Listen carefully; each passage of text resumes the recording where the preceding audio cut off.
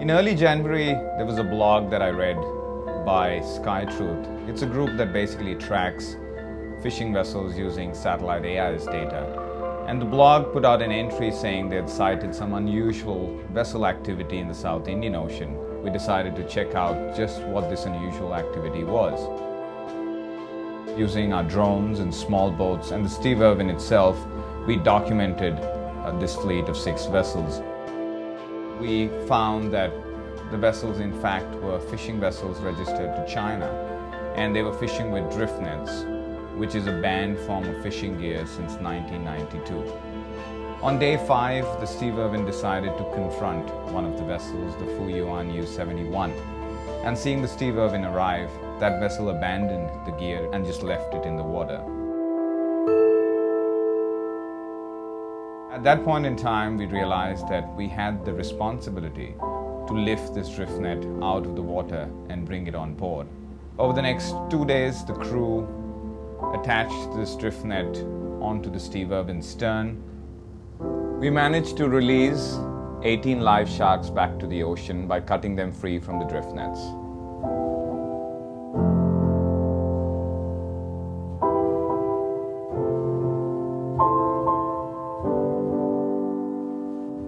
We brought in 4 kilometers off the net on board, and we documented the bodies of 321 animals.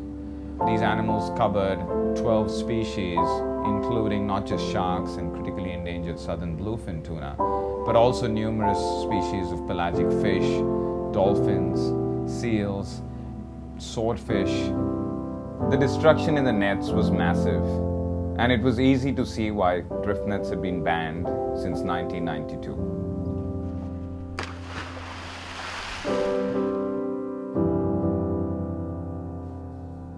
Having collected all the evidence, the Steve Irwin left the scene, but ensured that the confiscated fishing gear, along with all the photographs, the logbook entries, and the eyewitness statements, were sent in a report to China, along with authorities at Interpol and the secretariats of the Fisheries Management Organization. A few weeks later, the Steve Irwin pursued the Fu Yuan Yu 76, one of the 6 vessels that we had documented in January, all the way back to China from the Indian Ocean. During that pursuit, we learned that the Chinese government had acted on the information we had sent to them and recalled all the 6 ships back to China to face an investigation. But what we found was during the chase, the Fu Yuan Yu 76 began to deliberately destroy evidence.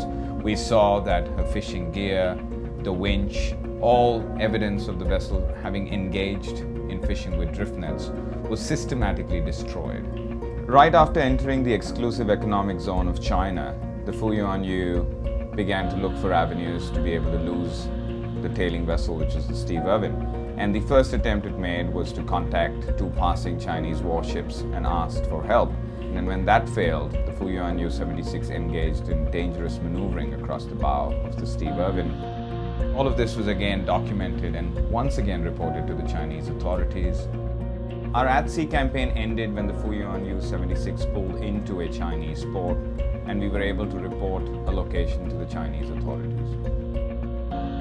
With the vessels now back in China, those 6 ships are no longer in the oceans, and they are in a place and in a jurisdiction where they can be tried in a court of law, where an investigation can be launched. And as we now know, that these vessels were actively violating 11 different international conventions, and yet in this black and white case of illegality, had it not been for the one vessel, the Steve Irwin, to actually confront them, nothing would have changed. And if we are to change and secure the future health of our oceans, then the countries of the world really need to wake up to the realities of illegality on the high seas and work towards securing a convention to be able to tackle and put an end to this form of illegality.